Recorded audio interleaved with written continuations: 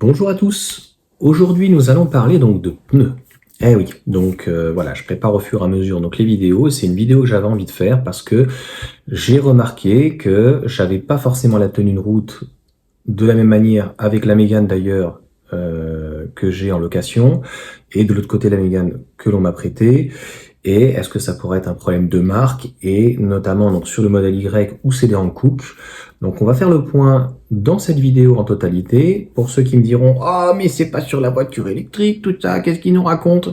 C'est quand même hyper important, c'est vraiment la liaison entre le sol et le véhicule et donc la puissance. Encore plus certainement sur un véhicule électrique, je vais le démontrer. Et au même titre que pour la sécurité, on ne fait rien de mieux qu'un 5 points. Malheureusement, on a des personnes qui peuvent être en surpoids ou des problèmes de santé ou quoi que ce soit, qui ne pourraient pas, mais c'est vraiment l'idéal, notamment en termes de sécurité, d'avoir un 5 points accroché. Je sais qu'il y a, ça y est, j'ai oublié, je sais plus si c'est Volvo ou Ford, je crois, qui ont donc des ceintures qui explosent donc pour éviter notamment les arrêts cardiaques, c'est-à-dire que la ceinture c'est très bien, mais ça t'évite de passer à travers la vitre. Par contre, ça peut générer des arrêts cardiaques ou alors de très très grosses brûlures. C'est quand même assez, ça peut être assez dangereux. Allez, c'est parti, on lance le sujet.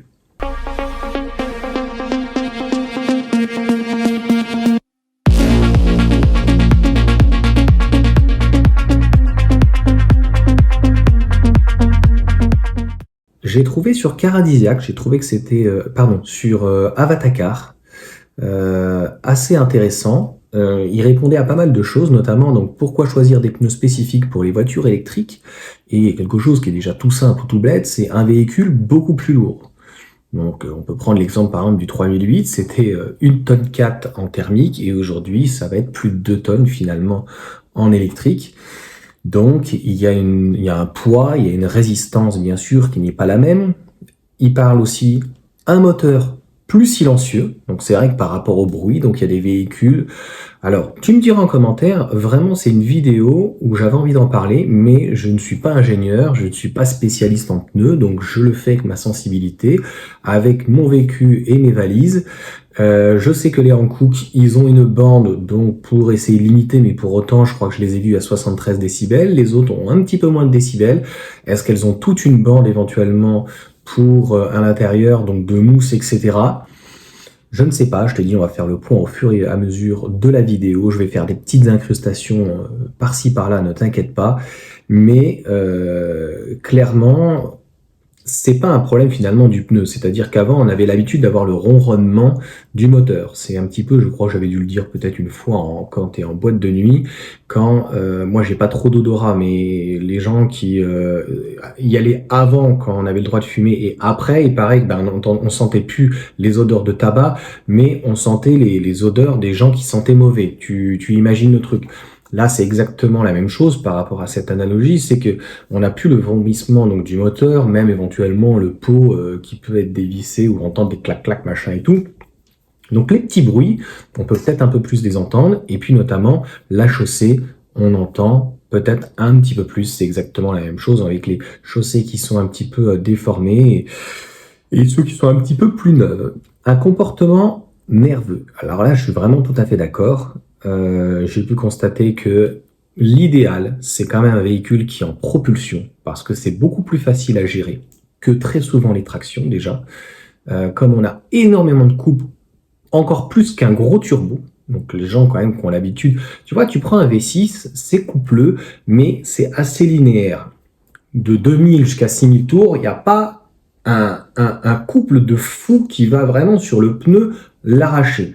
Donc, soit tu as comme Tesla, j'ai l'impression que ça a l'air d'être les meilleurs en termes de gestion, MG est plutôt pas mal, et les autres sont pratiquement tous à la ramasse. Il n'y a pas une bonne gestion en fait du couple. Avec le châssis, les pneus, ça fait jamais un très très bon combo à ce niveau-là. Et un besoin d'autonomie. Donc là, c'est vrai que sur la nouvelle Model 3, on risque d'avoir une gomme un petit peu plus souple, pas fine, mais en tout cas un petit peu plus souple. Moi, honnêtement, ça ne me dérange absolument pas. À partir du moment où, même si la gomme s'use un peu plus, à partir du moment où ça n'enlève pas le plaisir et le fait de profiter du couple au maximum. La Mégane, et en fait on va rentrer après dans le vif du sujet, par exemple, même 130 chevaux, le véhicule, parfois, aura des difficultés, sans mode sport, à passer le couple en totalité. C'est quand même un comble de l'ironie. Donc notre top 5 parle tout de suite donc du Hankook. On va pas rentrer dans au-delà de la marque, du nom, de la nomenclature. Donc le Hankook, je risque de mettre une petite.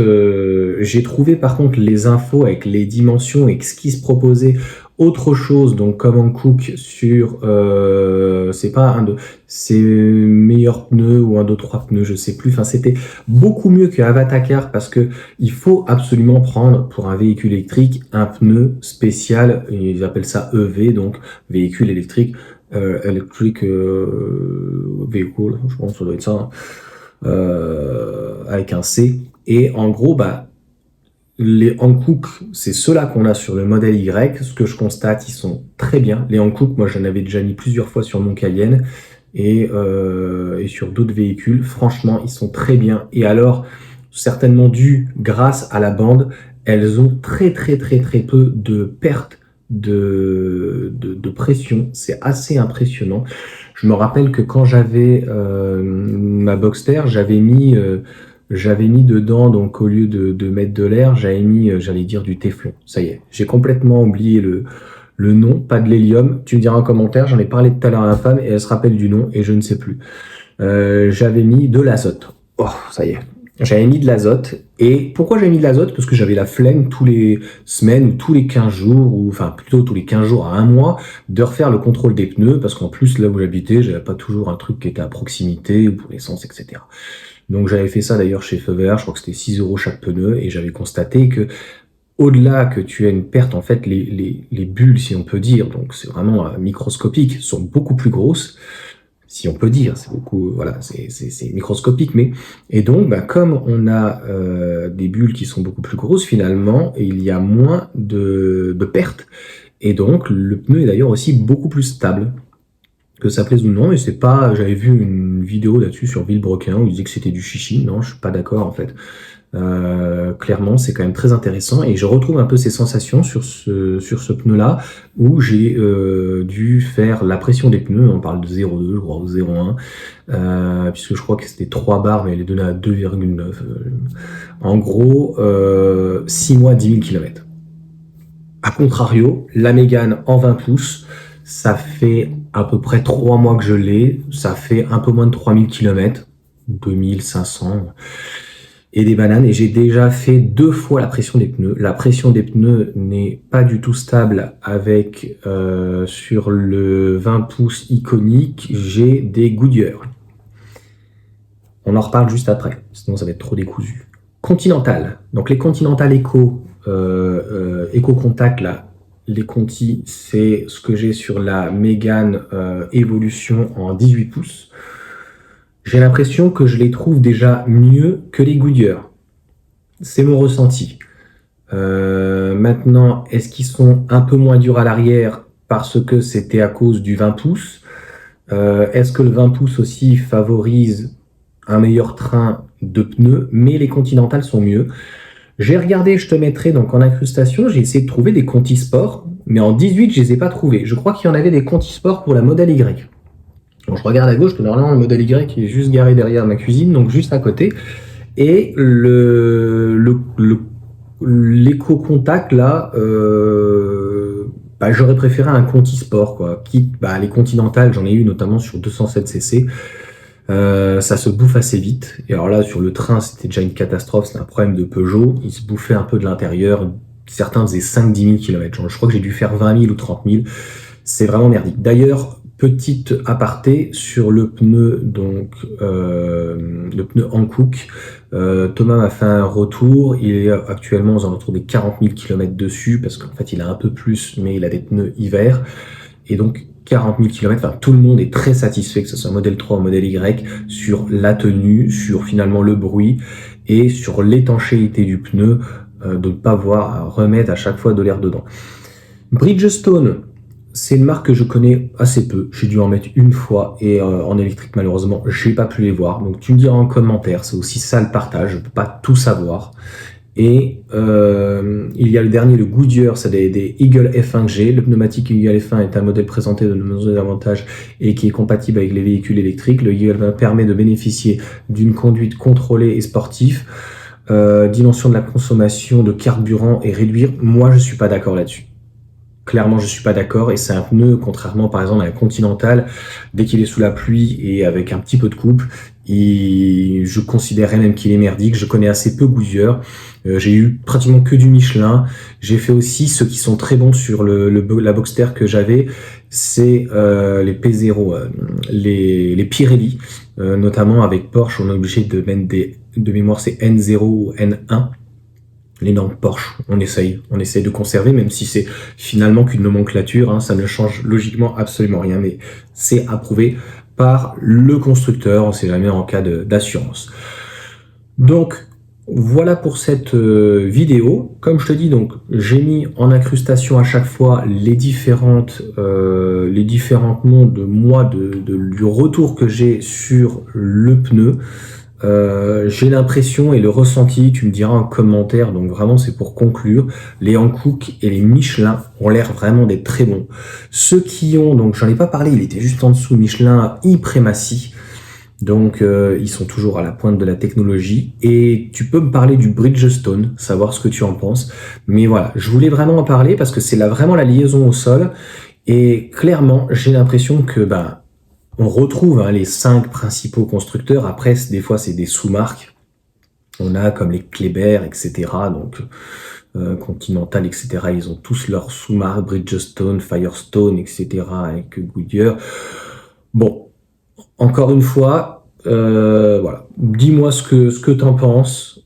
Je suis très curieux. S'il y a des personnes qui ont, mettons par exemple la Mégane, qui ont déjà changé les pneus, notamment à l'avant par rapport à la motricité de la traction, et je me répète, sur les 20 pouces, je ne pense pas que ça soit que la taille de la montre en pouces qui fait que je la trouve à l'arrière quand même un peu plus raide. Je suis désolé, elle est raide. Ça tape.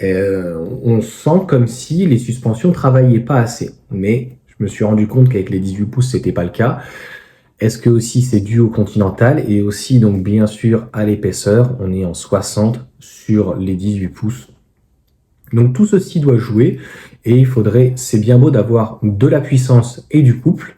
Encore une fois, Tesla le fait merveilleusement bien là-dessus, sur l'agrément de conduite, je pense qu'il n'y a absolument rien à dire. Mais sur les autres véhicules électriques que j'ai pu constater, c'est pas normal que sur route sèche, tu mets un petit peu le pied dedans et c'est fini, ça dérape, ça glisse, ça cherche. Il y a vraiment que chez Tesla où c'est très bien, et aussi donc sur l'AMG 4 est plutôt bien, même si elle peut être un petit peu piégeuse sur route humide ou en tout cas s'il pleut. Et la X-Power, j'avais été assez étonné. Par contre, on a toujours un problème avec les constructeurs qui utilisent donc des châssis toujours hybrides, thermiques, etc. où c'est là-dessus clairement beaucoup moins bien. Sur ce, je vous souhaite une bonne journée. Et puis voilà, c'était une petite vidéo à la cool, donc d'apporter des éléments donc sur les pneus. Je pense que c'est important. Et encore une fois, j'aimerais bien qu'on puisse s'alimenter en commentaire. Si vous avez un commentaire à me dire, à me donner, en me disant tiens, ceux-là, il y a peut-être des bons filons. Mais pour le moment, j'ai pas trouvé mieux que anciennement Michelin, moi j'utilisais beaucoup, et puis là les Hankook. Je suis, à mon sens, extrêmement satisfait. À bientôt.